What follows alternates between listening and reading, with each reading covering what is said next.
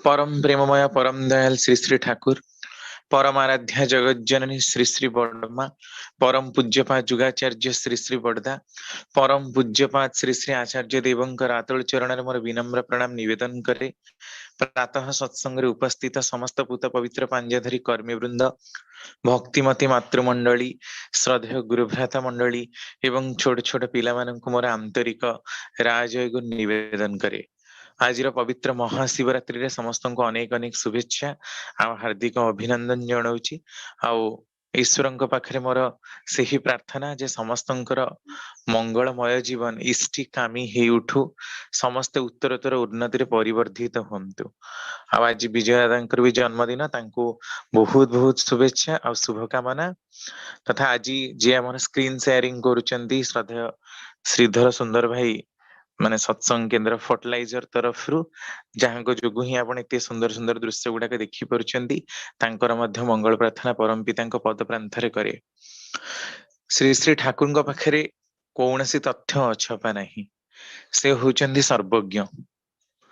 जेतेबेले कौन सी पूजा पार्वण हुए कौन सी विशेष तिथि रे से बाणी प्रदान करती तांको विभिन्न रूप रे प्रश्न करा जाए जे प्रकृति रे को कथार कौन तात्पर्य।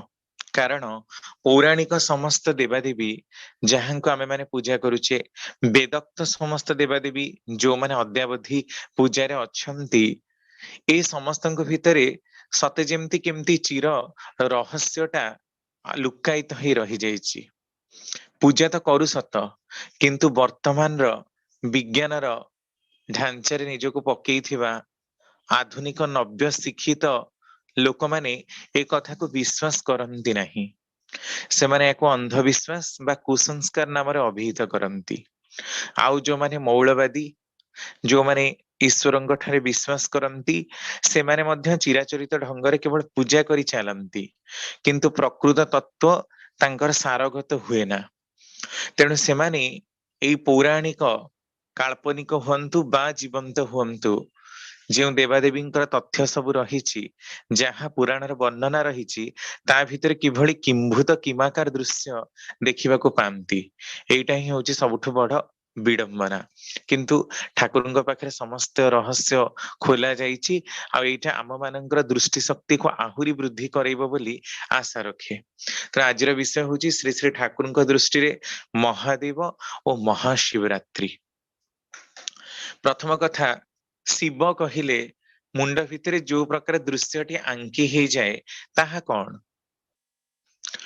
आमे देखू जे शिव कैलाश पर्वत रे माता पार्वती सह त्रिशूल धरिचंती डंबर धरिचंती बेकरे तांकर नागसाप गंगा तांकर मथारु झरुचंती व्याघ्र चर्म उपरे से आसन निविष्ट करिचंती एई प्रकार रूप। किंतु साधारण भाव एभली कोनोसी व्यक्ति विशेष रहिबा संभव ही नुह। एमिति जेमिति गोटे माने जणे चलाबुला करिवो जणे बसिबो उठिबो सबुबेले सापटे तांका बेकर केमिति थिबो आ से जहा कोन धारण कले कि न कले से तो पर कथा किंतु मुंडर पुनी गंगाटा केमिति झरिबो आ पुनी चंद्र आसिक भी मुंडरे किभली रहि परिबो। चंद्रंगु तो आमे आकाश रे देखू जे एते बड़ ताकू से पुनी मस्तक रे केमिति धारण करचंती ताले से केते बड़ व्यक्ति विशेष हेथिबे से देखिबा को केमिति हेथिबे। आ सी भी पुणी तांकर बाहन वृषभ माँ पार्वती बाहन व्याघ्र किंबा सिंह तापर एपटे कार्तिकंकर मयूर बाहन गणेश मूषा बाहन रही पुणी नंदी भृंगी यही समस्ते भी अच्छा एमती गोटे परिवेश कोठी तैयारी हेथिबो जोठी कि एते बड़ परिवार रहुथिबो एते शिवगण रहुथिबे एते भूतगण रहुथिबे एहा किभली किंभूत किमाकार काल्पनिक प्रस्तुत बोली मने होनी कि। किंतु ठाकुर कहते मोर मन हुए जेते सब पौराणिक देवादेवी से अस्तित्व धरा पृष्ठ रे थिला। महादेव होचंती से शिवंकर ही अभिव्यक्ति। शिव होचंती तत्व, शिव होचंती मंगल कारक। ब्रह्मा विष्णु महेश्वर बोली आमे कहू बा शिव तत्व। शिव आ शंकर अलगा। शंकर नामनी बा महादेव नाम व्यक्ति विशेष सेठी थिले किंतु शिवंकर तत्व नहीं। शिव शब्दर अर्थ सदा सर्वदा जे लोक निजक कामरे मंगलर कामरे निजको नियोजित करिसेंती। सेई प्रकारर व्यक्ति विशेष ही महादेवଙ୍କ नामରେ ପରିଚିତ ହେଇଛନ୍ତି। ଶିବଙ୍କର ଆଉ ଗୋଟିଏ ନାମ ବି ଆମେ ଜାଣୁ ଶମ୍ଭୁ। हे भोला बाबा, हे शंभु बाबा बोली ଲୋକମାନେ ସମ୍ବୋଧନ କରନ୍ତି। ଏଇ ଶମ୍ଭୁ ଶବ୍ଦର ଅର୍ଥ କଣ? ସମ୍ ଧାତୁରେ ଭୂ ପ୍ରତ୍ୟୟ ଯୋଗ ହେଇଛି। ସମ୍ ଧାତୁର ମାନେ ହେଲା ମଙ୍ଗଳକାରକ, ଭୂ ଧାତୁର ମାନେ ହେଲା ହେଇ ଉଠିବା। ତେଣୁ ଶିବ ଶବ୍ଦର ଅର୍ଥ ଯେଭଳି ମଙ୍ଗଳ ଥିଲା, ସେମିତି ଶମ୍ଭୁ ଶବ୍ଦର ଅର୍ଥ ମଧ୍ୟ ମଙ୍ଗଳକାରକ। ତା ମାନେ ସଦା ସର୍ବଦା ଯାହାଙ୍କର ଚିନ୍ତା ଧ୍ୟାନସ୍ଥ ହେଇଛି ମଙ୍ଗଳର କାର୍ଯ୍ୟରେ। ତେଣୁ ଆପଣ ପୁରାଣ ପୃଷ୍ଠାରେ ବହୁ ଭାବରେ ହିଁ ଦେଖିଥିବେ ଯେ ଶିବ ସଦା ସର୍ବଦା ଧ୍ୟାନରତ, ସଦା ସର୍ବଦା ହିଁ ନିଜକୁ ଏ ପ୍ରକାର ଚିନ୍ତାରେ ନିବିଷ୍ଟ କରି ରଖନ୍ତି, ସେ ଜଗତର କିଛି ଜାଣିପାରନ୍ତି ନାହିଁ। ତେଣୁ ହିଁ ସେ ଭୋଳା ହେଇଯାଇଛନ୍ତି, କାରଣ ଅତି ସହଜ ଭାବରେ ଅତି ଶୀଘ୍ର ହିଁ ସେ ପ୍ରସନ୍ନ ହୁଅନ୍ତି। ତେଣୁ ତାଙ୍କର ନାମ ଆଶୁତୋଷ ବୋଲି ମଧ୍ୟ ରଖାଯାଇଛି। ତେଣୁ ଶିବ ବା ଶମ୍ଭୁ ମଙ୍ଗଳର ହିଁ କାରକ। ନେକ୍ସଟ, ଶିବଙ୍କ ପାଖରେ ଆମେ ଦେଖିବାକୁ ପାଉ ନନ୍ଦୀ ଏବଂ ଭୃଙ୍ଗୀ ଗଣଙ୍କୁ। ସଦା ସର୍ବଦା ତାଙ୍କ ପାଖରେ ଏଇମାନେ ହିଁ ଥାନ୍ତି। କିନ୍ତୁ ଏ ନନ୍ଦୀ ଆଉ ଭୃଙ୍ଗୀ ଦେଖାଯାଏ ତାଙ୍କର ମୁଣ୍ଡରେ ସବୁ ସିଂହ ରହିଛି।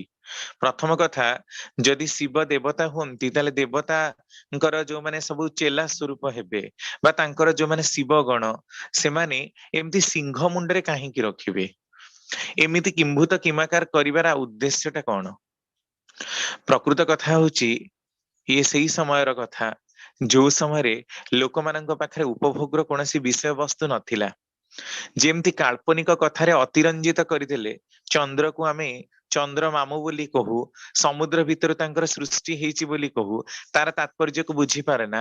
ଠିକ ସେଭଳି ମଣିଷ ମୁଣ୍ଡରେ ସିଂହ ଲଗେଇଦେଲେ ସେ ଆହୁରି ଗୋଟେ ମାନେ ରାକ୍ଷସ ଆକୃତିରେ ଦେଖାଯିବ, ଯୋଉଟା କି ଆମକୁ ଏଣ୍ଟରଟେନ କରିବ ଯେ ମଣିଷ ମୁଣ୍ଡରେ ବି ସିଂହ ଉଠି ପାରୁଛି।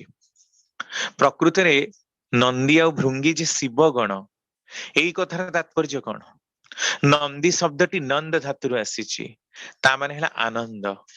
ନନ୍ଦ ଶବ୍ଦ ଭିତରେ ପୁଣି ଆହୁରି ମୌଳିକ ଧାତୁ ରହିଛି ନଦ ନ, ନଦ ଧାତୁର ମାନେ ହେଲା ଗତିଶୀଳ ହବା, ନଦୀ।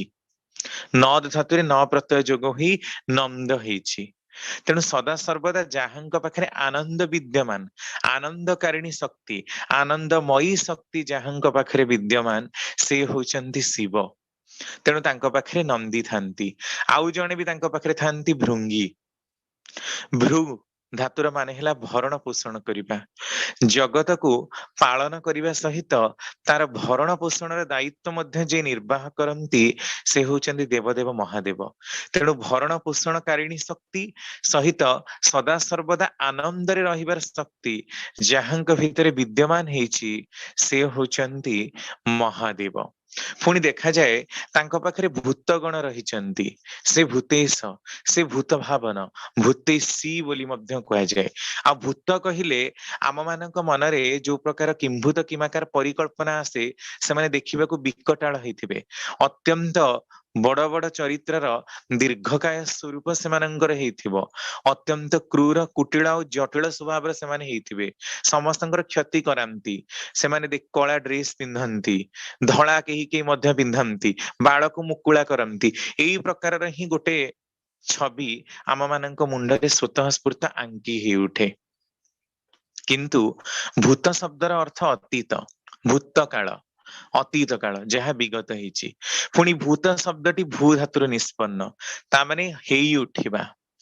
ଯେ ବିଗତ ହେଇଛନ୍ତି ବା ଯେ ହେଇ ଉଠିଛନ୍ତି, ସିଏ ହଉଛନ୍ତି ଭୂତ। ସଦା ସର୍ବଦା କଲ୍ୟାଣକର କର୍ମରେ ନିଯୁକ୍ତ ହେଇଥିବା ବ୍ୟକ୍ତି ବିଶେଷ ସ୍ୱୟଂ ଦେବଦେବ ମହାଦେବ ତାଙ୍କ ପାଖରେ ଭୂତ ମାନଙ୍କୁ ପାଳିଛନ୍ତି। ତା ମାନେ ତାଙ୍କ ପାଖରେ ଯୋଉମାନଙ୍କୁ ସେ ସ୍ଥାନ ଦେଇଛନ୍ତି, ସେମାନେ ସେହି ବ୍ୟକ୍ତି ବିଶେଷର ଅଧିକାରୀ, ସେମାନେ ସେ ପ୍ରକାର ଚରିତ୍ର ବୈଶିଷ୍ଟ୍ୟର ଅଧିକାରୀ, ନିଜ ଭିତରେ ସେଇ ପ୍ରକାର ଗୁଣକୁ ଧାରଣ କରିବାର କ୍ଷମତା ସେମାନଙ୍କ ପାଖରେ ସତତ ବିଦ୍ୟମାନ। ଆପଣ ଜାଣନ୍ତି ମହାଶିବରାତ୍ରି ପ୍ରସଙ୍ଗରେ ଗୋଟେ କଥା ରହିଛି, ସେଇ ଯେ ଶବରଟି ବାଘକୁ ମାରିବା ପାଇଁ ଜଙ୍ଗଲକୁ ଯାଇଥିଲା, ରାତି ହେଇଯାଇଛି, ବର୍ଷା ଖୁବ ଜୋରେ ହଉଛି, ସେ ଜଙ୍ଗଲକୁ ଯେତେବେଳେ ଶିକାର କରିବାକୁ ଯାଇଛି, ଗୋଟେ ବାଘ ତା ପଛରେ ଗୋଡେଇଛି। ସେ କିଛି ରାହା ନ ପାଇ ଗୋଟେ ଗଛ ଉପରେ ଚଢି ଯାଇଛି, ତାହା ହେଇଛି ବେଲ ଗଛ।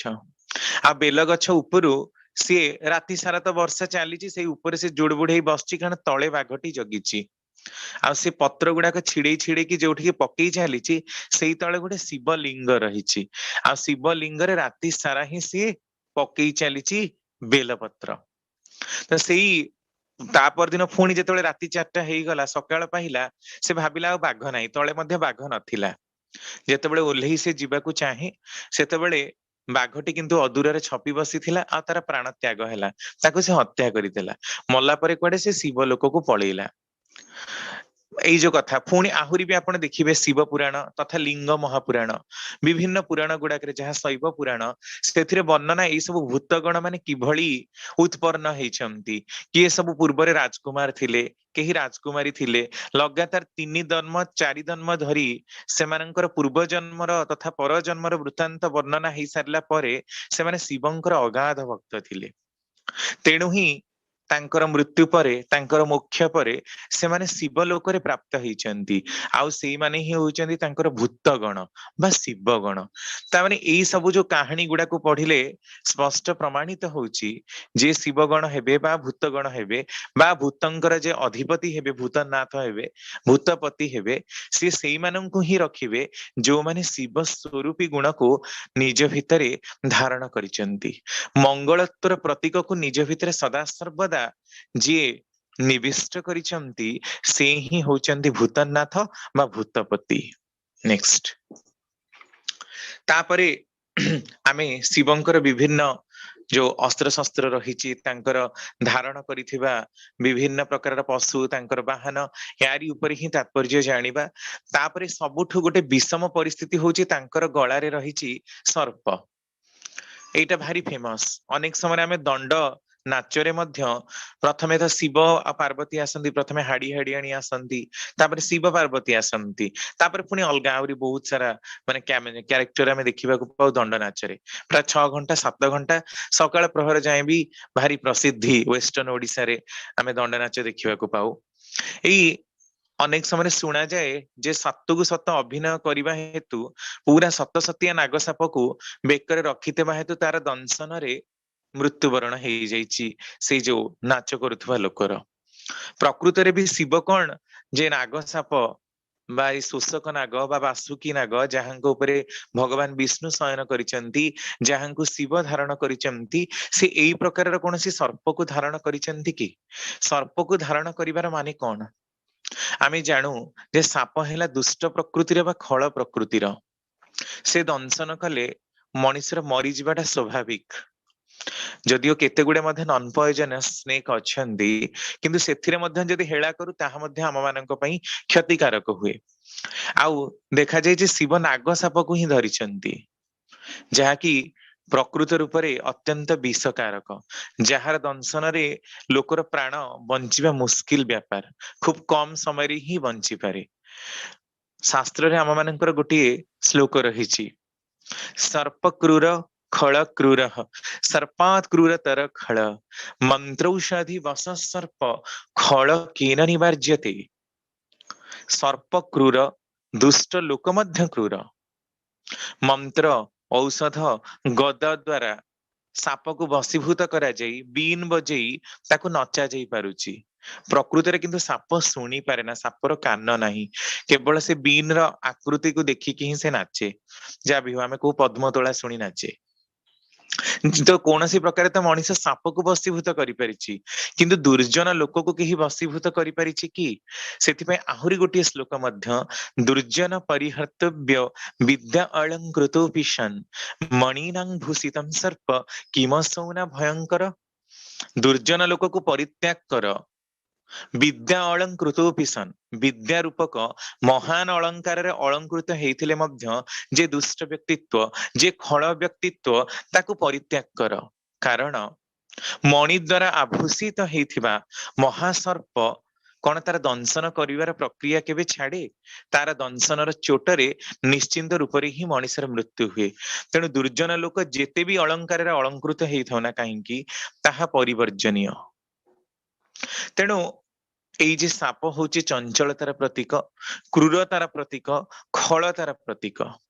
ଆଉ ସର୍ପ ତୁଲ୍ୟ दुष्ट व्यक्तित्व मानंकु जीए निजर वाक्य निजर व्यवहार निजर आचरण भितर देई समाहित करी रखिचंती समस्तंकु जे बसीभूत करी रखिचंती सिए होचंती फणी भूषण शिवंकर आउ गोटे नाम सर्प विभूषण बा फणी भूषण आ एक कथा मध्य सत्य आपण माने जानंती जे असुरंकर गुरु शुक्राचार्य बा दैत्य गुरु शुक्राचार्य जेते सब दैत्य माने ब्रह्मांकठु वर पांती नहले शिवंकठु वर पांती एई जो दैत्य बा राक्षस आकृतिर केते गुडिए राक्षस मानकर ना आमे पुराण पृष्ठरे सुनिबाकू पाइछु टीवी रे काल्पनिक भाबरे प्रतिच्छवि देखिबाकू पाइछु से माने सब शिवंकु ही वशीभूत करबाकू चेष्टा करंती रावण जे कि शिव तांडव स्तोत्र रचना करिथिले ता भितर प्रमुख आहुरी अनेक शुक्राचार्य सदा सर्वदा प्रचेष्टा थिला दैत्य मानकर कूल को रक्षा करिबा पई तेणु एई असुर स्वरूपी लोक मानकु तो से तांकर बर देई कि वशीभूत करी रखिछंती तांकर कृपा देई तांकर मंत्र देई वशीभूत करी रखिछंती तांकर वाक्य तांकर व्यवहार तांकर आचरण ए प्रकार हेछि जे तांकु सेमानंकु सेही दुष्ट प्रकृतिर लोक मानंकु से वशीभूत करी रखिछंती निजर शिष्टतार आचरण भितर देई एइटा ही तांकर फणी भूषण हबार तात्पर्य आगु बुझिबा तापरे आमे साधारण भाबरे देखिबाकू पाऊ शिवंकर पूरा पाखापाखि थाए त्रिशूल आ डंबरु त्रिशूल धारण करिबार तात्पर्य कौन तीनोटी शूल जହାର त्रिशूल बोली आमे कहिबा तीनोटी शूल सत्व रज तम तीन गुणर ही प्रतीक आमे जानू जे आध्यात्मिक शारीरिक एवं मानसिक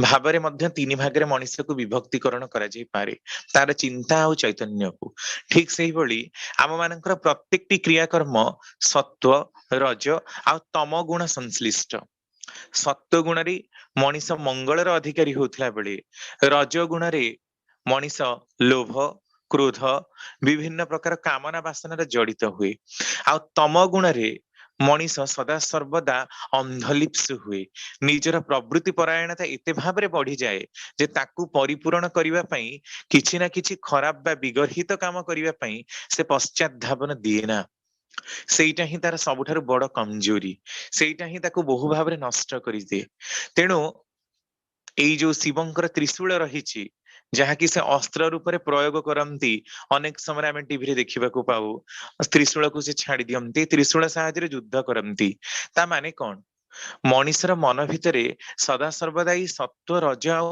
ତମ ତିନି ଗୁଣକୁ ନେଇ ହିଁ ଯୁଦ୍ଧ ଚାଲି ରହିଛି ତା ଭିତରେ ଯୋଉଟା ଭାରଶାଳୀ ହବ ଯୋଉଟା ଦକ୍ଷଶାଳୀ ହବ ଯୋଉଟା ଗ୍ରହଣଶାଳୀ ହବ ତା ଭିତରେ ଦେଇ ହିଁ ମଣିଷ ନିଜକୁ ପରିଚାଳିତ କରିବ ତେଣୁ କୋଉ ଗୁଣର ଆଧିକ୍ୟ ହେଲେ ତାର ମଙ୍ଗଳ ହବ ତାରି ହିଁ ସୂଚକ ହଉଛି ତ୍ରିଶୂଳ ଯୋଉମାନେ ତମ ଗୁଣର ପ୍ରତିଭାଶାଳୀ ହେବେ ସେମାନଙ୍କର ବିନାଶ ଅବଶ୍ୟମ୍ଭାବୀ କାରଣ ସେମାନେ ଅନ୍ଧକାରର ଗିରି ଗୁହାକୁ ଚାଲିଯିବେ ଆଉ ଯୋଉମାନେ ସତ୍ଵ ଆଉ ରଜର ଅଧିକାରୀ ହେବେ ସେମାନେ କିଞ୍ଚିତ ବଞ୍ଚିତ ଯିବେ ପୁରା ସତ୍ଵ ଗୁଣରେ ତ ରହିବା ମଣିଷ ପକ୍ଷରେ ସମ୍ଭବ ହଉନି ତେଣୁ ସତ୍ଵ ଆଉ ରଜର ସମ୍ମିଶ୍ରଣରେ ହିଁ ମଣିଷ ବଞ୍ଚେ କିନ୍ତୁ ଅତ୍ୟଧିକ ତାମସିକ ଗୁଣ ସମ୍ପନ୍ନ ହେଲେ ତାର ଅକାଳ ମୃତ୍ୟୁ ସୁନିଶ୍ଚିତ ହୁଏ ଅନେକାଂଶରେ ହିଁ ସେ ବିଧି ଦ୍ଵାରା ନଷ୍ଟ ପ୍ରାପ୍ତ ହୁଏ ଏହା ତାର ହିଁ ସୂଚକ ପୁଣି ଦେଖିବାକୁ ମିଳେ ତାଙ୍କ ପାଖରେ ଡମ୍ବରୁ ରହିଛି ଡମ୍ ଡମ୍ ନିନାଦରୁ ଡମ୍ବରୁ ବୋଲି କୁହାଯାଏ ଆମେ ଶୁଣିଛୁ ଯେତେବେଳେ ସୃଷ୍ଟିର ପ୍ରଳୟ ହୁଏ ବା ସୃଷ୍ଟିର ଆରମ୍ଭ ହୁଏ ସେତେବେଳେ ମହାଦେବ ଡମ୍ବରୁ ଡମ୍ ଡମ୍ କରି ବାଡାନ୍ତି ଏମିତିକି ଶିବ ତାଣ୍ଡବ ମଧ୍ୟ ଯେତେବେଳେ ଆମେ ଦେଖିବାକୁ ପାଉ ସେତେବେଳେ ମଧ୍ୟ ସେ ଡମ୍ ଡମ୍ ନିନାଦ ଶୁଣିବାକୁ ମିଳେ ବର୍ଣ୍ଣନା ରହିଛି ଯେ ପାତଞ୍ଜଳଙ୍କର ଯୋଗ ଦର୍ଶନରେ ତଥା ମହର୍ଷି ପାଣିନି ଯିଏ କି ସଂସ୍କୃତ ବ୍ୟାକରଣ ଅଷ୍ଟାଧ୍ୟାୟୀର ପ୍ରଥମ ରଚୟିତା ପ୍ରଥମେ ହିଁ ସଂସ୍କୃତ ବ୍ୟାକରଣ ଯାହାଙ୍କ ଠାରୁ ସୃଷ୍ଟ ସେ ଶିବଙ୍କୁ ତପସ୍ୟା କରି ତାଙ୍କ ଠାରୁ ଶବ୍ଦ ବା ବର୍ଣ୍ଣମାଳା ଗୁଡାକୁ ଶିଖିଥିଲେ ଏହାର ଅର୍ଥ 45 ଥର ମାନେ ବର୍ଣ୍ଣନା ରହିଛି ପୁରାଣ ପୃଷ୍ଠରେ 45 ଥର ଶିବଙ୍କର ଡମ୍ବରୁ ନିନାଦିତ ହେଇଥିଲା ଡମ୍ ଡମ୍ କରି। ଆଉ ସେ ପ୍ରତ୍ୟେକଟି ଡମ୍ ଡମ୍ ଭିତରୁ ଗୋଟିଏ ଗୋଟିଏ ସୂତ୍ର ବାହାରି ଆସିଥିଲା।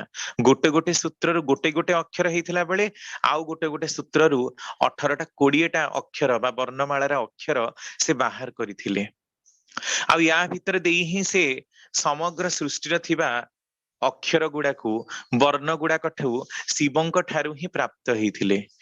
ଏଇ କଥା କହିବାର ମାନେ ହଉଛି ଯେ ବିଶ୍ଵ ବ୍ରହ୍ମାଣ୍ଡରେ ଆପଣ କୋଉଠିକି ବି ପଳାନ୍ତୁ, ଆମର ଅ ଆ ଠାରୁ ହ କ୍ଷ ୟ ଲ ପର୍ଯ୍ୟନ୍ତ ବର୍ଣ୍ଣମାଳାର ଯେତିକି ଅକ୍ଷର ରହିଛି ତାରି ଭିତରେ ଦେଇ ହିଁ ମଣିଷ ସଦା ସର୍ବଦା ଗତିଶୀଳ ହେଇ ହେଇ ଚାଲେ।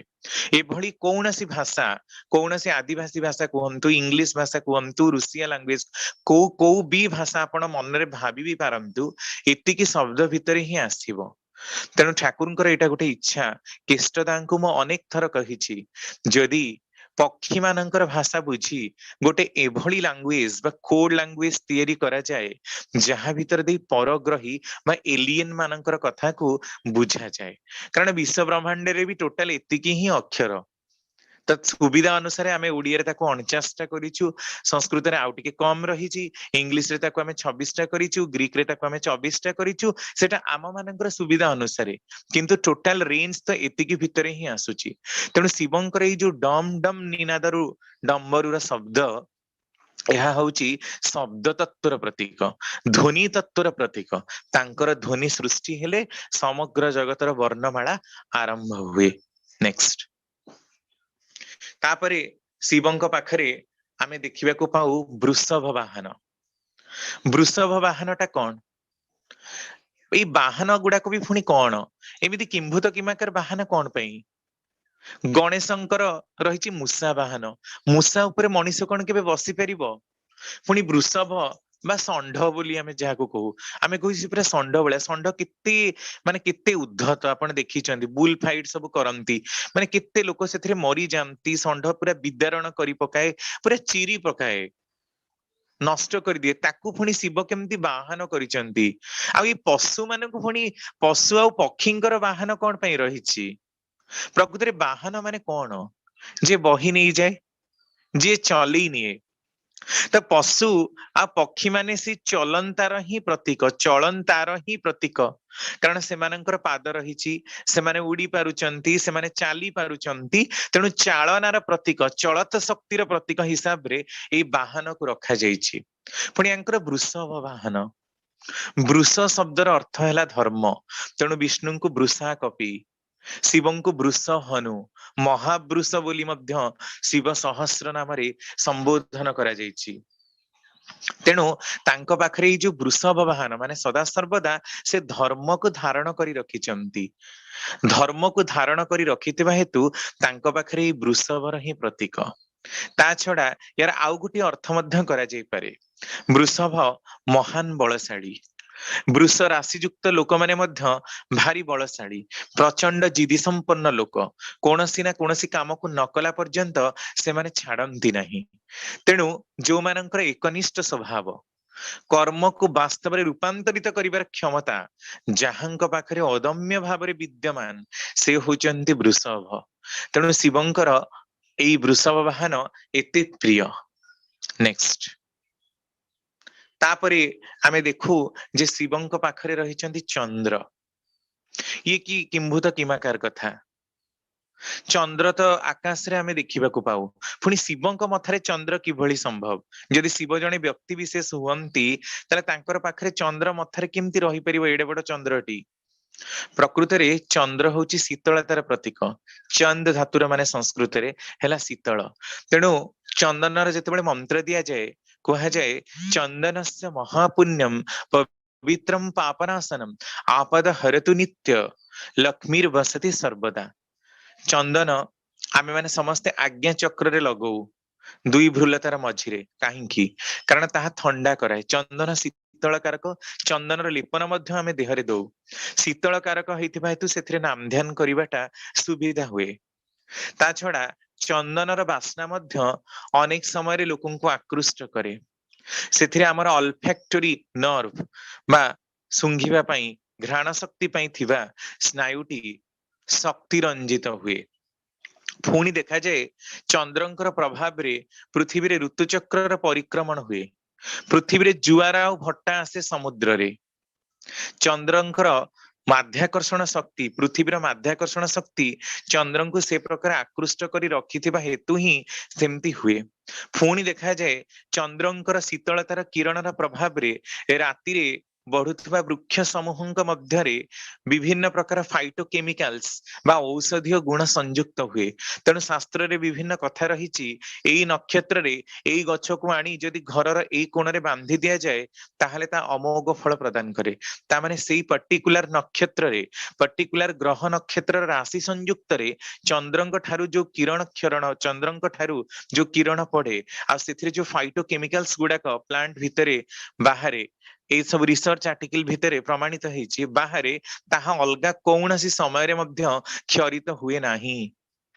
तेणु से फाइटोकेमिकल गुड़ाक आम मान औषधि तुल्य कार्य करे अनेक रोग भल करिबारे मध्य साहाय्य करे। तेणु चंद्र आम मानकर एते उपकारी। पृथ्वीर गोटे उपग्रह 3,84,000 किलोमीटर दूर रे जहांकर अवस्थिति पुराण पृष्ठ रे हुए तो चंद्र मामू हेचंती समुद्र रे उत्पन्न हेचंती एई प्रकार वर्णना रहिछि। किंतु शिव तांकर मस्तक रे अर्धचंद्र को धारण करिसंती तेणु तांकु चंद्रशेखर बोली कहा जाए। एई चंद्र को धारण करिवार तात्पर्य सदा सर्वदा से शीतलतार ही वास करती सदा सर्वदा से पवित्रतार ही वास करती। तेणु चंद्र को निज मस्तकर उज्जवल रश्मि रूप से प्रकाशित करिसंती। नेक्स्ट तापरे देखु आमे शिवंकर जटारू गंगा बाहरुचु ये गंगा बाहरुची ये तो आरक गोटी समस्या एमिति केमिति संभव मनीषर मुंडरू गंगा झरी परिबो।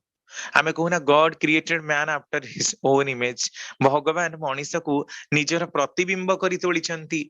तो शिव जदि मनीषंकर रूप रे भगवान हेई केबे मध्य आसी थांती तले तांकर मुंडरू गंगा किभଳି झरिबो।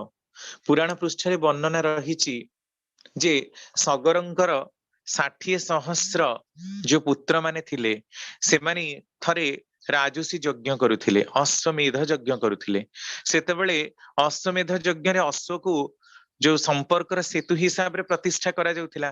तेणु गोटे राज्य छाड़ी जेतेबेले आउ गोटे राज्य को से अश्व धावमान कला सेतेबेले से औधतामी प्रकाश करी ऋषि कपिलंकर बा मनी महामुनि कपिलंकर आश्रम रे पसी विभिन्न प्रकार नष्ट भ्रष्ट करी पकेइला से गछलता माननको खाई पकेइला बाड़ फाड़ सब भांगी देला।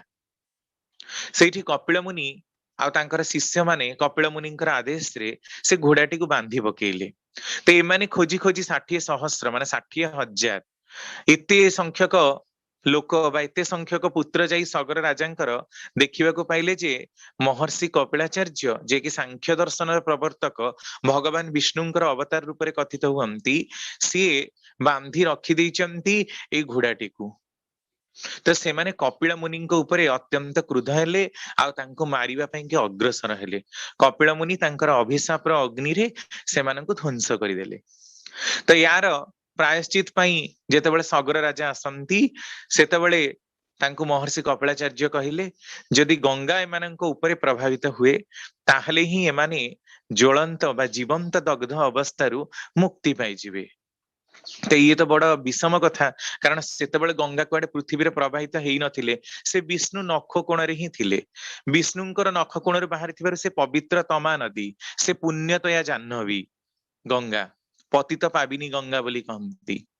तो एथिरे बड़ विस्मित रे पड़िले सगर राजा तेणु से तपस्या करने लगिले सीए मध्य चली गले। तांकर पुत्र अंशुमान सीए मध्य तपस्या करी करी चली गले केवल गंगा को धरा पृष्ठ को आनिबा पई। शेषरे भगीरथ तांकर अर्धाधिक बयस तपस्या कला परे तांको उपरे गंगा संतुष्ट हेले किंतु गंगा निजे आसी परिबे नाही कारण गंगांकर जो तुषार स्रोत गंगांकर जो खर स्रोत जो प्रबल स्रोत ताहा पृथ्वी को ध्वस्त विध्वस्त कर देई थांता। तेणु विष्णु नख कोणरू गंगा आसिले ब्रह्मांक कमंडल को ब्रह्मांक कमंडल रु आसी से पहुंचिले शिवंकर जटा को शिवंकर जटारू धीरे धीरे कैलाश पर्वत रु सी झरी झरी आसी पहुंचिले सेई कपिल ऋषिंकर आश्रम रे सेठी तांको उपरे जेतेबेले एई जलर धारा प्रवाहित हैला जलर स्रोत प्रवाहित हैला सेतेबेले ही से मुक्ति हेले। ଏ ହଉଛି ପୌରାଣିକ କଥା। ତ ପ୍ରକୃତ କଥା ହଉଛି ଯେ ଆମର ଗଙ୍ଗା ହିମାଦ୍ରି ନାମକ ତୁଷାର ସ୍ରୋତରୁ ବାହାରିଛି, ଯାହାକି ହିମାଳୟର ବକ୍ଷରୁ। ହିମାଳୟ ସହିତ ସେଇଠି କୈଳାସ ପର୍ବତ ଯୋଡି ହେଇଛି, ମାଉଣ୍ଟ ଏଭରେଷ୍ଟ, ଯୋଉଟା କି ବର୍ତ୍ତମାନ ଚାଇନାର ପଟରେ ରହିଛି। କିନ୍ତୁ 1962 ମସିହାରେ ଯେତେବେଳେ ମାନେ ଆମର 62,000 ବର୍ଗ କିଲୋମିଟର ଅଞ୍ଚଳକୁ ଚାଇନା ମାନେ ବେଇମାନିରେ ନେଇଯାଇଛି ଆମଠୁ, ସେ ସମୟରେ ମାନସରୋବରଟା ବି ଆମର ହିଁ ଥିଲା, ଯୋଉଟା କି ମହାଭାରତରେ ଆମେ ବର୍ଣ୍ଣନା ଦେଖିବାକୁ ପାଉ। ତ କୈଳାସ ପର୍ବତଟା ବି ଆମରି ପଟରେ, ସେଟା ଉତ୍ତର ପଟରେ ହିଁ ରହିବ। ତେଣୁ କାଳିଦାସଙ୍କର କୁମାର ସମ୍ଭବମରେ ଉତ୍ତର ପଟରେ ବହୁତ ହିଁ ବର୍ଣ୍ଣନା ଦେଖିବାକୁ ମିଳେ। ତ ଗଙ୍ଗା ସେଇଠୁ ହିଁ ହିମାଳୟର ବକ୍ଷରୁ ହିଁ ଝରୁଛନ୍ତି। ପ୍ରକୃତ କଥା ହଉଛି ହିମାଳୟର ପାଦଦେଶରୁ ବା ବକ୍ଷରୁ ଯେତେବେଳେ ହିମାଦ୍ରି ନାମକ ତୁଷାର ସ୍ରୋତରୁ ନିର୍ଗତ ହେଇ ହେଇ ଗଙ୍ଗା ଝରି ଝରି ଆସୁଛନ୍ତି, ସେ ବିଭିନ୍ନ ପ୍ରକାରର ବୃକ୍ଷରାଜି, ଔଷଧୀୟ ବୃକ୍ଷରାଜି ଯାହା ଗୁଣ ସମୂହରେ ପରିପୂର୍ଣ୍ଣ, ତାକୁ ଧାରଣ କରି ଆଣୁଛନ୍ତି। ସେତେବେଳେ ଗଙ୍ଗାର ନଦୀ ହେଇଛି ପବିତ୍ରତମା। ଆଜି ମଧ୍ୟ ଗଙ୍ଗା ଜଳ ଆମେ ଆଣିକି ରଖୁ, କିନ୍ତୁ ଗଙ୍ଗା ଜଳ କେବେ ନଷ୍ଟ ହୁଏ ନା। ବହୁ ବର୍ଷ ଧରି ରଖି ଆମେ ତାକୁ ଛିଞ୍ଚୁ, ବିଭିନ୍ନ କାମରେ ଆମେ ଉପଯୋଗ କରୁ। ଆର୍ଯ୍ୟନ ମାନେ ତ ଯେତେବେଳେ ଆସିଥିଲେ, ଗଙ୍ଗା ନଦୀର ନାମ ଋଗ୍ ବେଦରେ ଥରେ ମାତ୍ର ବର୍ଣ୍ଣନା ଥିଲା, କାରଣ ସେମାନେ ଗଙ୍ଗା ନଦୀର ମାହାତ୍ମ୍ୟ ସମ୍ବନ୍ଧରେ ଜାଣି ନଥିଲେ। କିନ୍ତୁ ପର ସମୟରେ ସାମ୍ବେଦିକ ଆଉ ୟଜୁର୍ବେଦିକ ପିରିୟଡରେ ଗଙ୍ଗା ନଦୀର ବହୁଳ ବ୍ୟବହାର ହେଇଥିବା ଜଣାଯାଏ। ଆଉ ଗଙ୍ଗା ଏଥିପାଇଁ ପବିତ୍ରତମା, ତାର ପାଣି କେବେ ନଷ୍ଟ ହୁଏ ନା।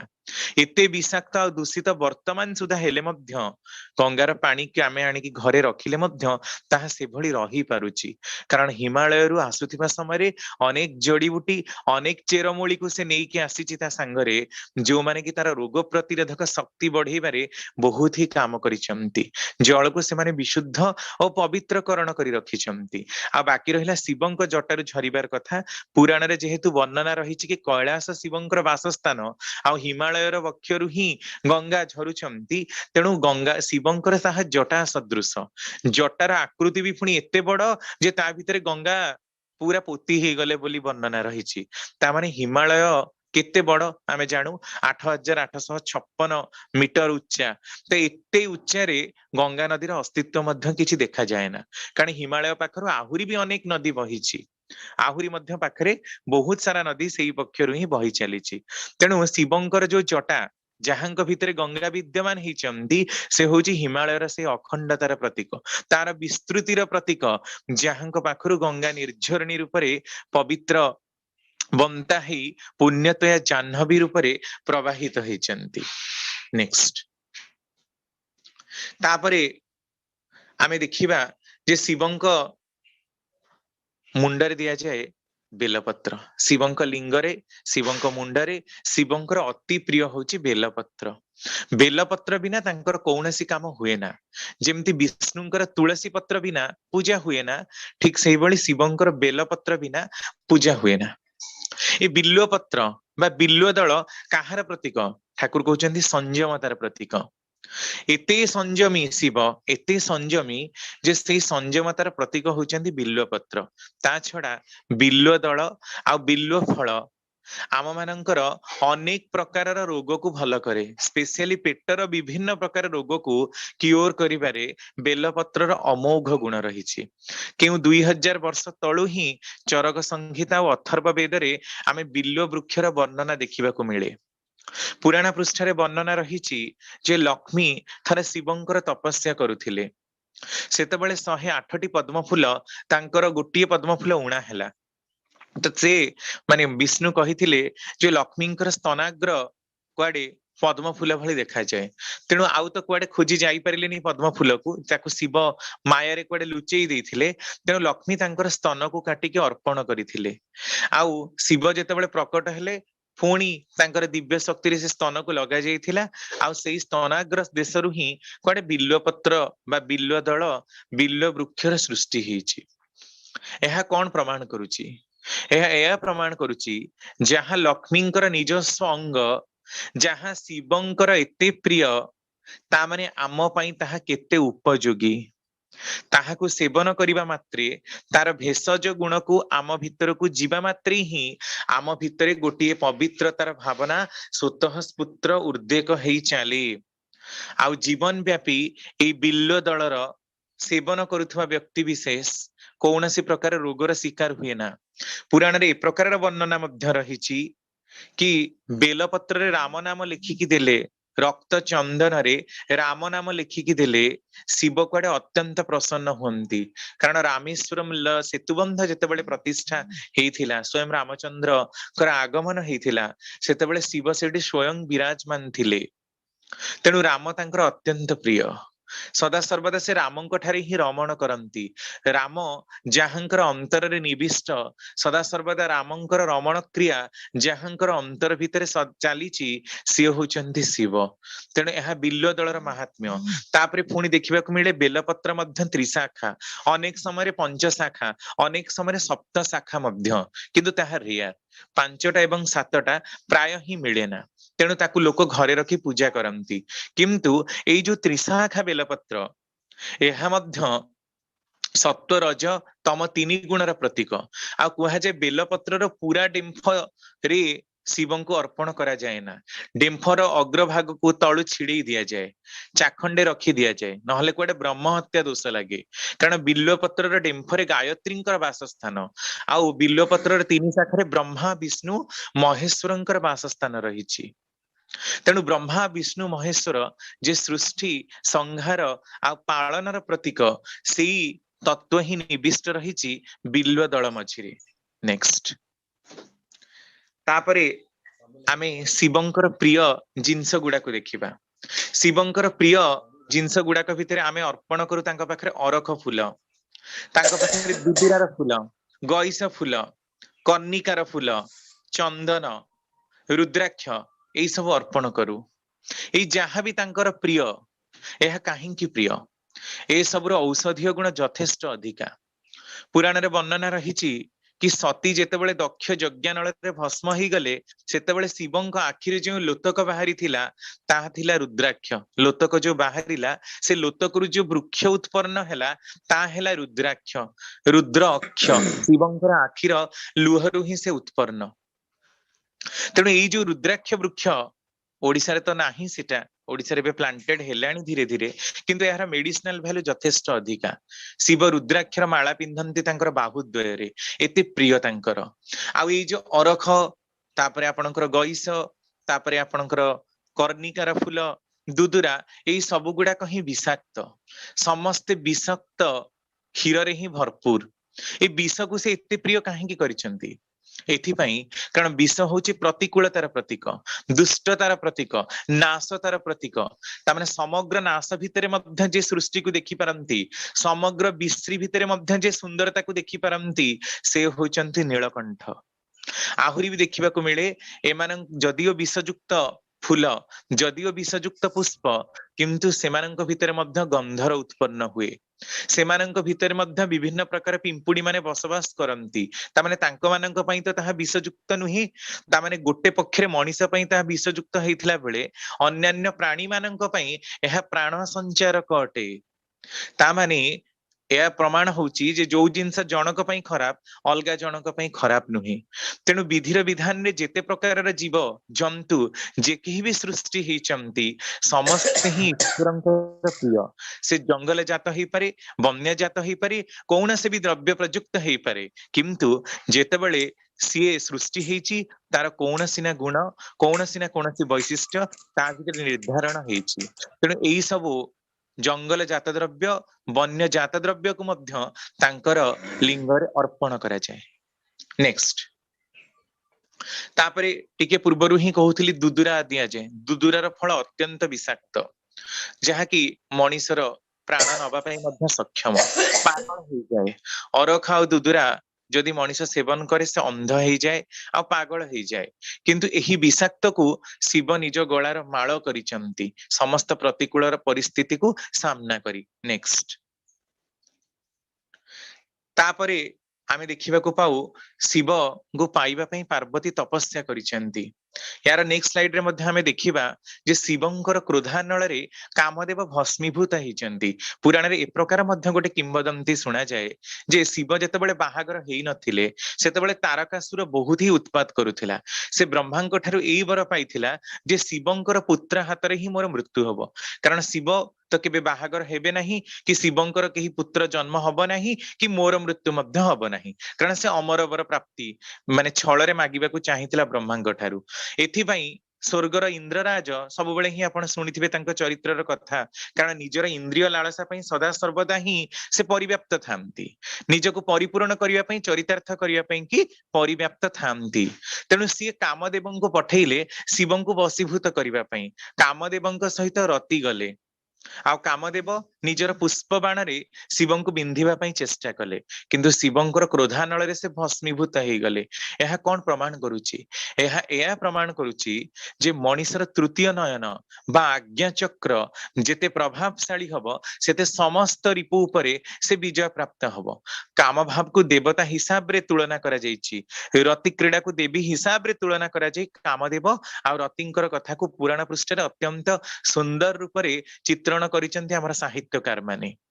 तांकर क्रोधानल रे से भस्मीभूत हेले, ता माने तांकर दिव्य शक्तिर आभारी तांको अंतरर प्रकृत आभारे थिबा दिव्य ज्ञान रे दिव्य चेतना रे से काम भाव को नियंत्रण करिले। आ बाकी रहिला पार्वतींकर तपस्या करिवार कथा सुना जाए। जेतेबेले दक्ष यज्ञ नल रे शक्ति भस्म हेले पर समय ही पार्वती हेले।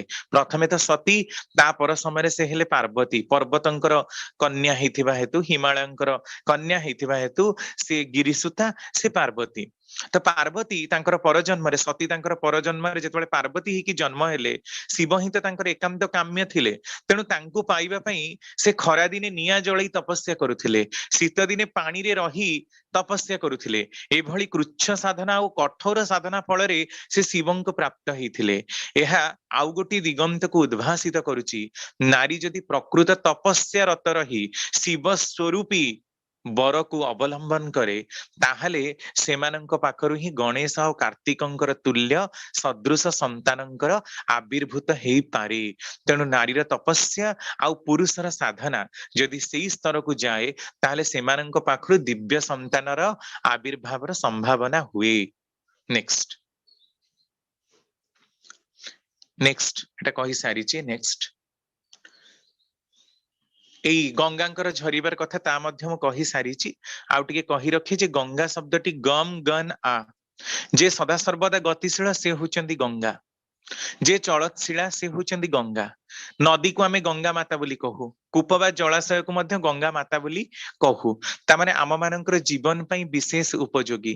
आमे जे स्नान मंत्र पाठ करू, ठाकुर ए प्रसंग रे कथा मध्य कहिचंती, आमे स्नान मंत्र रे या पाठ करू, गंगेश्च जमुनेश्चैव गोदावरी सरस्वती नर्मदे सिंधु कावेरी जलेस्मिन् सन्निधिं कुरु, कुरुक्षेत्रे गया गंगा प्रभासे पुष्कराणि च एतानि पुण्यतीर्थानि स्नान काले भवन्तु इह।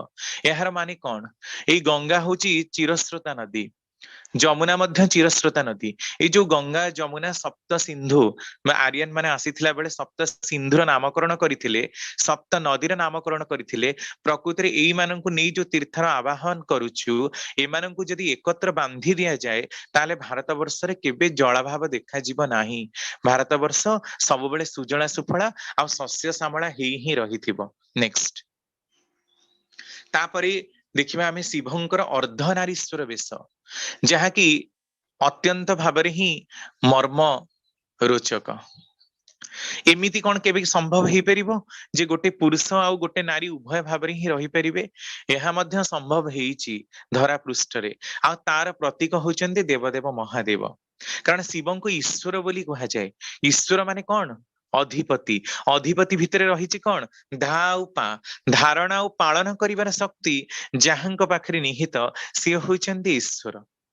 तो समग्र जगतर प्राणी माननकु जे धारणा और पालन करिचंती से होचंती ईश्वर। तेणु जेतेबेले सृष्टिर प्रारंभिक पर्याय रे लिंगर उद्भावन हेई नथिला, मेल आउ फीमेल परस्पर ठाରୁ अलगा हेई नथिले, सेही समय रे ही लिंगर क्रम विकास हबा को देखी प्रथमे उभय चर जीव माने सृष्टि हेले, उभय लिंगी प्राणी। ଯାହାଙ୍କ ଭିତରେ ଆମେ ତାଙ୍କୁ ଅମେରୁଦଣ୍ଡୀ ପ୍ରାଣୀ ନାମରେ ଅଭିହିତ କରୁ। ପ୍ରଥମ ଆପଣ ଦେଖିବେ ଜିଆ। ଜିଆ ଭିତରେ both mail and female sex organ R present. ସେଇ ମେଲ ସେକ୍ସ ଅର୍ଗାନ ଆଉ ଫିମେଲ ସେକ୍ସ ଅର୍ଗାନ ରୁ ହିଁ ଜିଆର ରିପ୍ରଡକ୍ସନ ଟା ହୁଏ। ପ୍ରାରମ୍ଭିକ ପର୍ଯ୍ୟାୟରେ ଆମେ କେବେ ବି ଜାଣିପାରୁନା, ଏମିତିକି ଗୋଟିଏ କୋଷ ମଧ୍ୟରେ ଏମିବାର ରିପ୍ରଡକ୍ସନ ମଧ୍ୟ ହୁଏ, ତାର ମେଲ ଆଉ ଫିମେଲ ଜଣା ପଡେ ନା। କିନ୍ତୁ ଯେତେ କ୍ରମ ବିକାଶ ଆଗେଇ ଚାଲିଛି, ଇଭଲ୍ୟୁସନାରୀ ଟ୍ରେଣ୍ଡ ଆଗେଇ ଆଗେଇ ଚାଲିଲା, ସେତେବେଳେ ହିଁ ନେଚର ବା ପ୍ରକୃତି ଅନୁଭବ କଲା ଯେ ମେଲ ଆଉ ଫିମେଲ ର ସେପାରେଟ ହବାର ଆବଶ୍ୟକତା ରହିଛି। କାରଣ ମେଲ ଆଉ ଫିମେଲ ର ବୈଶିଷ୍ଟ୍ୟ ପରସ୍ପର ଠାରୁ ଅଲଗା, ଦି ଜଣ ସେପାରେଟ ଏଣ୍ଟିଟି, ପରସ୍ପର ଠାରୁ ଅଲଗା ହବାର ଏମାନଙ୍କର ଆବଶ୍ୟକତା ରହିଛି। ଗୋଟିଏ ଜାଗାରେ ସେମାନେ ନିବିଷ୍ଟ ହେଲେ ତାହା ଭଲ ଫଳ ଦିଏ ନା। କାହିଁକି ଭଲ ଫଳ ଦିଏ ନା? କାରଣ ସୃଷ୍ଟିର ପ୍ରାରମ୍ଭିକ ପର୍ଯ୍ୟାୟରେ ଆମେ ଦେଖିବାକୁ ପାଉ ଯେ ଜୀବମାନଙ୍କ ଭିତରେ ଦୁଇ ପ୍ରକାରର ଜନନ ପ୍ରକ୍ରିୟା ହିଁ ଥିଲା, ତାହା ଅଙ୍ଗୀୟ ଜନନ ଆଉ ଅଲିଙ୍ଗୀ ଜନନ। ମାନେ ଭେଜିଟେଟିଭ ରିପ୍ରଡକ୍ସନ ଆଉ ଆସେକ୍ସୁଆଲ ରିପ୍ରଡକ୍ସନ, ଯୋଉଥିରେ କି କିଛି ଫଳ ହୁଏ ନା। ନିଜର, ଯେମିତି ଆମେ ପାର୍ବତୀଙ୍କର କଥା ମଧ୍ୟ ଶୁଣୁ, ନିଜର ଅଙ୍ଗମଳୁକରୁ ସେ ଗଣେଶଙ୍କୁ ଜନ୍ମ ଦେଇଛନ୍ତି, ମାନେ ତାଙ୍କ ଅଙ୍ଗର ହିଁ ପ୍ରତିମା, ଯାହାକି ଭେଜିଟେଟିଭ ରିପ୍ରଡକ୍ସନ। ସେଥିରେ ଅବିକଳ ଭାବରେ ହିଁ ସନ୍ତାନ ତା ହିଁ ହବ। କାରଣ ଅଙ୍ଗରୁ ଡାଇରେକ୍ଟ ଜାତ ହେଇଛି ମାନେ ଦେଖିବାକୁ ଜଣେ ଲୋକ ଯେ ପ୍ରକାର ଥିବ ତାର ପିଲାଟା ସେଇ ପ୍ରକାରର ହିଁ ହବ, ସେଥିରେ ଆଉ ଦ୍ୱିତୀୟ ଗୁଣ ବୈଶିଷ୍ଟ୍ୟ ଆସିବ ନାହିଁ। ଆସେକ୍ସୁଆଲ ରିପ୍ରଡକ୍ସନ ମଧ୍ୟ ସେଇଆ, ଯାହାକୁ କି ଅଲିଙ୍ଗୀ ଜନନ ବୋଲି ଆମେ କହୁ। କାରଣ ସେଥିରେ ଦୁଇଟି ଲିଙ୍ଗର ମିଶ୍ରଣ ନ ହଉଥିବାରୁ ସେଥିରେ ନୂଆ ଜିନ୍ର କ୍ୟାରେକ୍ଟର ଆସିପାରିବ ନାହିଁ।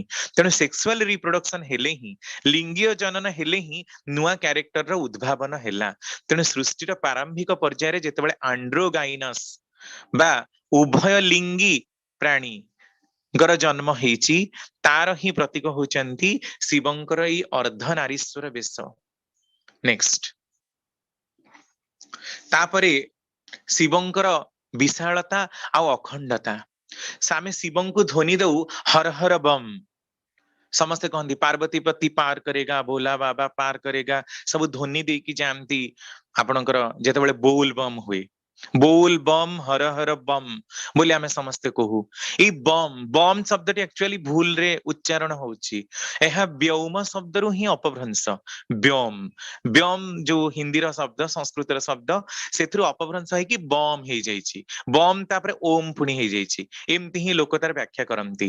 ଠାକୁର ଥରେ ବସିଛନ୍ତି, ବସିଥିବା ସମୟରେ ନିହାରିକା ଛାୟା ପଥକୁ ଦେଖିକି କହୁଛନ୍ତି, ସେଇ ଯେ ଅସଂଖ୍ୟ ତାରା ମାନେ ସେଠି ସୃଷ୍ଟି ହଉଛନ୍ତି, ମରୁଛନ୍ତି, ଆଉ ପ୍ରତି ମୁହୂର୍ତ୍ତରେ ଯୋଉ ସୁପରନୋଭା ବ୍ଲାଷ୍ଟ ହଉଛି, ଗୋଟେ ଷ୍ଟାର, ଗୋଟେ ତାରା ନିଜ ଜୀବନର ଶେଷ କାଳରେ ଯେତେବେଳେ ମରିଯାଏ, ସେତେବେଳେ ସେ ସୁପରନୋଭା ବ୍ଲାଷ୍ଟ କରିକି ଫାଟିଯାଏ। ସେ ଫାଟୁଥିବା ସମୟରେ ସୃଷ୍ଟିର ପ୍ରତ୍ୟେକଟି କୋଣରେ ତାର ବମ୍ ବମ୍ ଶବ୍ଦଟି ଶୁଣାଯାଏ, ଯାହାକୁ ଆମେ ଓମ୍ ଓମ୍ ର ଧ୍ୱନି କହୁ। ତେଣୁ ହର ହର ବ୍ୟୌମ, ଭୋଳାନାଥ ସେ ବ୍ୟୌମ ତତ୍ଵର ପ୍ରତୀକ, ସେଇ ଅଖଣ୍ଡତାର ପ୍ରତୀକ, ତେଣୁ ସେ ଦିଗମ୍ବର। ତେଣୁ ହିଁ ତାଙ୍କ ପାଖରେ ଏଇ ପ୍ରକାରର ବୈଶିଷ୍ଟ୍ୟ ଦେଖିବାକୁ ମିଳେ। ତା ପାଖରେ ପୁଣି ଯେ ଆମେ ଦୀପ ତାଙ୍କ ପାଖରେ ପ୍ରଜ୍ୱଳନ କରୁ। ଦୀପ କାହିଁକି? ଆମେ ଶ୍ଲୋକ ଗାଉ ଦୀପର, ଦୀପಂ ଜ୍ୟୋତି ପରମ ବ୍ରହ୍ମಂ, ଦୀପಂ ଜ୍ୟୋତି ଜନାର୍ଦ୍ଦନಂ, ଦୀପಂ ହରତୁ ମି ପାପಂ, ସନ୍ଧ୍ୟା ଦୀପ ନମସ୍ତୁତେ, ଦୀପಂ ଗୃହ୍ଣାତି ପାହି ମାମ୍। ଦୀପ ଆତ୍ମଜ୍ୟୋତି, ଦୀପಂ ଜ୍ୟୋତି ଆତ୍ମଜ୍ୟୋତି। ଆମ ମାନଙ୍କ ଭିତରେ ଆତ୍ମା ରହିଛି, ତାକୁ ଆମେ କେହି ଦେଖିନୁ, ତାକୁ କେବେ ଦେଖି ପାରିବୁନି ମଧ୍ୟ, ତାକୁ ଆମେ ଅନୁଭବ କରିପାରିବୁ। ତେଣୁ ଏଇ ଯୋଉ ଦୀପ, ଆଜି ରାତି ସାରା ଲୋକମାନେ ସବୁ ଦୀପ ଜାଳିକି ଥାନ୍ତି, ପ୍ରକୃତରେ ଅନ୍ଧକାରକୁ ଦୂରୀକରଣ କରିବା ପାଇଁ। ପୁରାଣରେ ବର୍ଣ୍ଣନା ରହିଛି କି ଯେତେବେଳେ ଶିବ ହଳାହଳ ବିଷ ପାନ କରିକି ସୃଷ୍ଟିର ଆଦ୍ୟରେ ଯେତେବେଳେ ସୃଷ୍ଟିର ମନ୍ଥନ ହଉଥିଲା, ବାସୁକି ମାନେ ସାପକୁ ଦଣ୍ଡ କରିକି ଯେତେବେଳେ ଦେବତା ଓ ଅସୁରଙ୍କର ସଂଘର୍ଷ ହଉଥିଲା, ସମୁଦ୍ର ଭିତରୁ ବିଭିନ୍ନ ପ୍ରକାର ତତ୍ଵ ବାହାରୁଥିଲା, ତା ଭିତରେ ଥିଲା ହଳାହଳ ବିଷ। ଆଉ ତାକୁ ପାନ କରି କୁଆଡେ ଶିବ ଅଚେତ ହେଇଥିଲେ। ଆଉ ଏଇ ଶିବରାତ୍ରି ଦିନ ହିଁ ତାଙ୍କ ପାଖରେ କୁଆଡେ ଦେବାଦେବୀ ମାନେ ସବୁ ଦୀପ ଜାଳିକି ତାଙ୍କ ପାଖରେ ଘେରିକି ବସିଥିଲେ, କାରଣ ଶିବ କୁଆଡେ ଅଚେତ ହେଇକି ପଡି ରହିଥିଲେ। ତେଣୁ ଦୀପ ଏଇ ଅନ୍ଧକାରକୁ ନାଶ। ସେଥିପାଇଁ ଆମେ କହୁ ତମସମା ଜ୍ୟୋତିର୍ଗମୟ, ମୃତ୍ୟୁର୍ମାଂ ଅମୃତଂ ଗମୟ ବୋଲି ଆମେ କହୁ।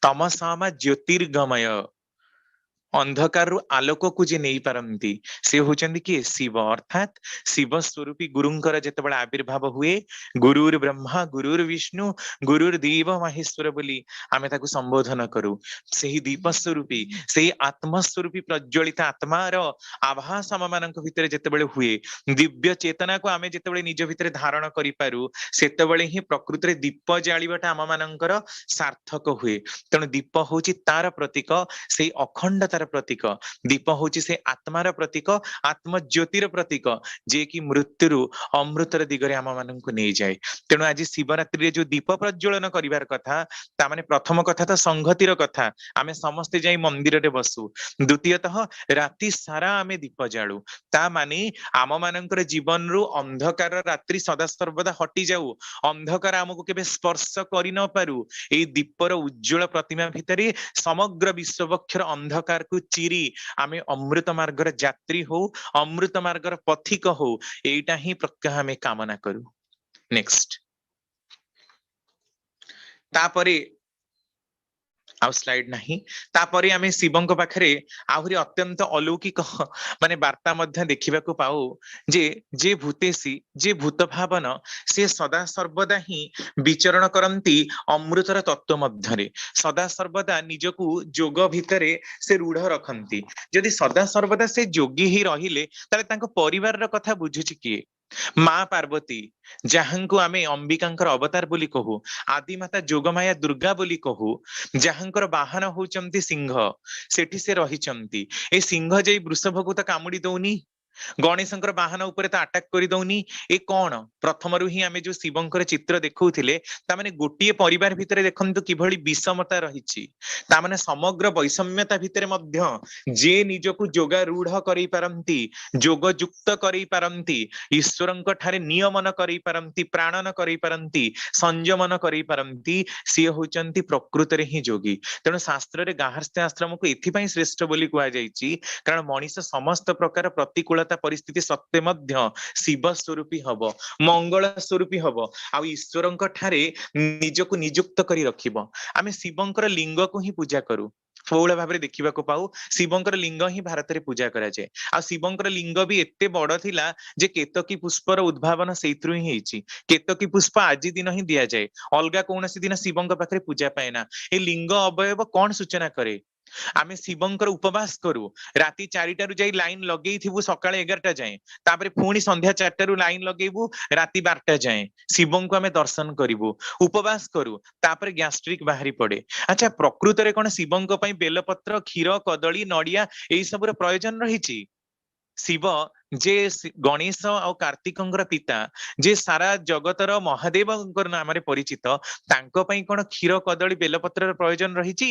ना आम मानक पई रहिछि एई कदली खाइबा भितर दे देहरे पोटासियम रो कंटेंट रिच हुए क्षीर खाइबा भितर दे देहरे कैल्शियम रो कंटेंट बढ़े नडिया खाइबा भितर दे आम मानकर देहरे जो चर्बी गुड़ाक सठिक भाव में रुहे माने बैड फैट हुए ना से गुड़ाक ठीक फैट हेकी रुहे तो आम मान देह को सुस्थ और निरोग रखिया पाई ही तांकरी पूजा रे एई सब को व्यवहार करा जाए पुणी आमे शिव लिंग को समस्ते पूजा करू शिवरात्रि दिन लाइन लगौ यह किंतु तार वैशिष्ट्य नुहे कारण लिंग अवयव सृष्टि तत्वर प्रतीक पॉजिटिव और नेगेटिव रो कॉम्बिनेशन रो प्रतीक कारण लिंग ही रिप्रोडक्शन रो प्रतीक तेणु शिवंक लिंगरे आमे पानी ढालू ता माने कौन लिंग को शांत करी रखू शिवंक लिंगरे आमे क्षीर ढालू क्षीर बीर्यवर्धक अटे तेणु जो मानकर दाम्पत्य जीवन बा यौन जीवन में प्रकृत रे श्रृंखला थाए सेई माने ही उन्नत संतान को जन्म दबारी संभावना सृष्टि करंती तेणु यह यौन जीवन प्रतीक यह श्रृंखलतार प्रतीक यह संयमतार ही प्रतीक तेणु शिवंकर एई जो लिंगरे पानी ढालिबार कथा एते भाबरे ही रहिछि पुणी शीघ्र को आशुतोष बोली कहा जाए आशुतोष शीघ्र प्रसन्न हुंती सतरे कोन शिव शीघ्र प्रसन्न हुंती आ जदि प्रसन्न हुंती ताले भस्मासुर भली आम मानकर अवस्था हबो कारण निज मुंडरे निजे हाथ थोई मरिबाटा ही सार हबो आशु अर्थात जो शीघ्र कहा जाइछि ता माने जो माने गुरु को तपस्या करी संतुष्ट करि पारंती पिता मातांक ठारे निजको निविष्ट करि पारंती श्रद्धा सर्वदा श्रद्धार चलन रे निजको शांत रखी निजर कार्य को निर्वाह करि पारंती सेई माने ही शिवंकर प्रिय हुंती तेणु शीघ्र से शिव को आशुतोष बोली कह जाए। आ शिवंक पाखरे देखिबे आपण भांग दिया जाए, नंदिया भृंगी सब बेले तांको पाखरे भांग पेसिकी तांको पियंती। सेथिबा आमे देखिबे त्रिनाथ मेला रे पंचानन मेला रे सब भांग खांती। आ अनेक तो पूरा गंजेई टाणंती, आपण माने देखिथिबे शिव माने गंजेई टाणुथिबार आमे सत्य जेमति केही देखिछु। आ शिव ही गंजेई खाउथिले आ आमे देइछु। आम लोक मानकर चरित्र ए स्तर को चली जाईछि। प्रकृति रे गंजेई कोन, एई जो भांग होइछि एहा कोन, एहा होउछि सिद्धिर प्रतीक। प्रकृति रे गंजेई भांग खाइले मनीषर हुए कौन, से किछि जानी पारे ना, हालुसिनेशन तार मतिभ्रम हुए। सेमती मनीष जेतेबेले सिद्धि प्राप्त हुए, मनीष जेतेबेले साधना रे उन्नत हुए, तार जीवन सदा सर्वदा उन्नतिर पथरे गति करे। आउ से सदा सर्वदा अमृत पान करी सेई सिद्धिर पथरे लाभ करे, जहा कि एक प्रकार मति भ्रमत्वर अवस्था। मानी सांसारिक जगतर मोहमाया ताको आकर्षण करी पारे ना, सेथिरे से आकृष्ट होई निजर जीवन को नष्ट करे ना। आध्यात्मिक धारारे आध्यात्मिकतार दिव्य जीवन भितरे निजको तन्न तन्न करी पकेई रखिबाटा ही ता जीवनर मूल हुए। तेणु प्रकृत रे एई जो शिवंकर तत्वटा को आहुरी तो अनेक कथा। शिवंकर आउ गोटे नाम मध्य वैद्यनाथ रहिछि। वैद्यनाथ को ज्ञानर प्रतीक हिसाब रे पूजा करा जाए। पुणी वैद्यनाथ, वैद्य माने डाक्तर, आजिर समय डाक्तर कबिराजी बोली आमे कहि परिबा। एटा कोन ठाकुर किंतु कहउछन्ति ना ना, वैद्य शब्दटी विद धातुर आसीछि, ता माने हेला जानिबा। जे सबु जिंस जानी पारंती आउ जानी तार निराकरण करि पारंती सिए होचंती वैद्यनाथ। सा विद्या ज विमुक्तये, विद्या ताहा जहा मनीष को प्रकृत रे ज्ञान चक्षु प्रदान करे। शिवंकर त्रिनेत्र एई सत्व रज तम ज्ञानर ही प्रतीक। शिवंकर पंचवक्त्र, पांच मुख, पंचानन बोली आमे तांकु स्तुति करू। ता माने गोटिए मुखर काम, पांच मुखर कामटा को से गोटे मुखरे ही करंती। से पांच मुख बली बुद्धिशाली, से पंच मुखरे ही भगवान महिमा को गान करंती। तामाने पांचटी मुंड को एकाठी करी से निजर जीवन यात्रा को संपन्न करंती, जय युक्त करंती। तेणु शिव स्वरूपी जो माने व्यक्तित्व से मानक भितरे एई समस्त गुणावली प्रकटित हुए। तेणु थरे एमती ये तो शिवंकर तत्व, खरे ठाकुरंकर गोटे कथा कही सारी भी समय अतिक्रांत। थरे महाशिवरात्रि व्रत चली थाए, अनंत महाराज, किशोरी मोहन ए समस्ते ही एमती व्रत करुथांती। राति आगत समस्ते शिव मंदिर को जाउछंती व्रत भांगिबा पई। ठाकुर कहउछंती तुमे माने जाउछ कुआडे, ना आज्ञा आमे शिव मंदिर को जाउछ महाशिवरात्रि व्रत समापन करिवु। सेही समय रे ठाकुर कहउछंती एई जे शिव एठी ही तो अछंती, एई जे सतीश दा, सतीश चंद्र गोस्वामी, स्वयं अद्वैत महाप्रभु नित्यानंद, तांकरी पाखरे ही तो दीप जालिले हुए, से तो स्वयं शिव। आउ थरे एमती महाशिवरात्रि चली थाए, तित्तिरी दीदी जे कि बाल्य विधवा बड़मांक पाखरे रुहंती, सी दिन तमाम उपवास करिसंती। ठाकुर कहउछंती तित्तिरी तू चा खाइलुनी, ना आज्ञा आज उपवास मु चा कोन खाइबी, ना जा चा खाई दे आस। चा पी देले ठाकुर जेहेतु कहउछंती। तापरे बड़मां को पचारिले ठाकुर अच्छा तित्तिरी को किछि खाइबा को दियो, राति हेछि आउ तित्तिरी पई किछि खाइबा को आनिछंती बड़मा। किंतु तित्तिरी दीदी कहउछंती ठाकुर मु कोन खाइबी, मु तो उपवास करिछि। कार एठी शिव अछंती। मो बापांकर ना कोन जानिचु, शिवचंद्र चक्रवर्ती। शिव तो एठी ही अछंती, जा तांको पाखरे तो दीप भांगी दे आस। एमती कि बड़दा मध्य शिवंकर अवतार बोली ही सुना जाए। तेणु शिव ही शिव विष्णु को घेरिकी रहिचंती, एहा पुराण रे मध्य कथित रहिछि। लक्ष्मी निजे रहिचंती, सरस्वती मध्य तांको पाखरे, काली मध्य तांको पाखरे अछंती। ठाकुर इंगित रे कहिचंती काहाकू किए बोली। तेणु परम पुरुषंकर कथा मानि चलिले, तांकर नीति विधि को ग्रहण करि चलिले, तांकरी पाखरे ही व्रत भांगिले प्रकृत रे हम मानकर शिवरात्रि सार्थक हबो। आहुरी तो अनेक कथा शिवंकर तत्व, किंतु बेसिकली तांकर जेतिकी शस्त्र धारण, अस्त्र धारण आउ जो भली भाबरे से निजर जीवन को गतिशील करिसंती, श्री श्री ठाकुर आम पाखरे एकदम भाबरे ही परिष्कृत करि दैछंती शिवरात्रि रो तत्व विशेष। दादा जय गुरु। जय गुरु रमाकांत भाई, खूब सुंदर भाबरे ए महाशिवरात्रि रे देवदेव महादेवंकर तत्व संपर्कित अनेक आलोचना बहु आनंद देइछि। तेबे मु तो कहबी नहीं, आज मोर मध्य सौभाग्य जुटुची भुवनेश्वर सत्संग विहार अनुकूल संध्या समय किसी प्रसंग रखी यही शिव तत्व उपरे जो माने जो केते गुड़िए प्रश्न रही भाई मैंने पचारि मु कहीं आशा करूँ केन्द्र करी किसी आलोचना रखिपारे आ श्री श्री ठाकुर शिवंक संपर्क में जहाँ जहाँ कही ताकू हुए तो लोकलोचन को आनिबा शिवरात्रि तात्पर्य देवादेवी पूजा अर्चना कारण सी तो निजे कहते सबु देवतांकर समाहारे पुरुषोत्तम सृष्टि सहज मनीष नर रूपे करती धृति वृष्टि से तो सबु देवतांकर समाहार किपरि समाहार ताकू नहीं करी आज मध्य मु आलोचना करी संध्या 7टा समय आशा करी आपण मैंने जोगदेवे राति 8 रे आज यही शिवरात्रि संपर्कित आउ जड़े आलोचक रे टीम विशेष अनुकूल प्रति प्रत्येक को जोगदेवा मु अनुरोध करुच्ची।